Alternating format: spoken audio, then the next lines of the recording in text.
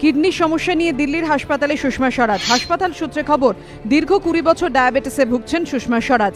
তার ফলে কিডনির সমস্যা দেখা দিয়েছে। তবে আশঙ্কার কিছু নেই। এদিন সকাল 9:58 শারীরিক অবস্থা নিয়ে নিজেই টুইট করেন বিদেশমন্ত্রী। তিনি লেখেন, কিডনি ঠিকমতো কাজ না করায় আমি এইমসে ভর্তি। এখন ডায়ালিসিস চলছে। কিডনি প্রতিস্থাপন করতে হবে কিনা তা নিয়ে পরীক্ষা করছেন চিকিৎসকরা। ঈশ্বর আমাকে আশীর্বাদ করবেন।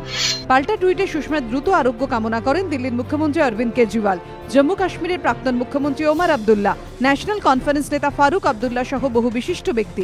এইমস সূত্রে জানানো হয়েছে, বিদেশমন্ত্রীর কিডনি প্রতিস্থাপনের তাড়াহুড়ো নেই। পরিবারের কারো কিডনি তাকে দেয়া যাবে না, তাই উপযুক্ত দাতার খোঁজ চলছে। পাওয়া গেলে ধীরে সুস্থে প্রতিস্থাপন করা হবে। সূত্রের খবর, ডায়ালিসিস ও পরীক্ষার পরই এদিন বাড়ি ফিরে যান বিদেশমন্ত্রী। বৃহস্পতিবার ফের ভর্তি হবেন হাসপাতালে।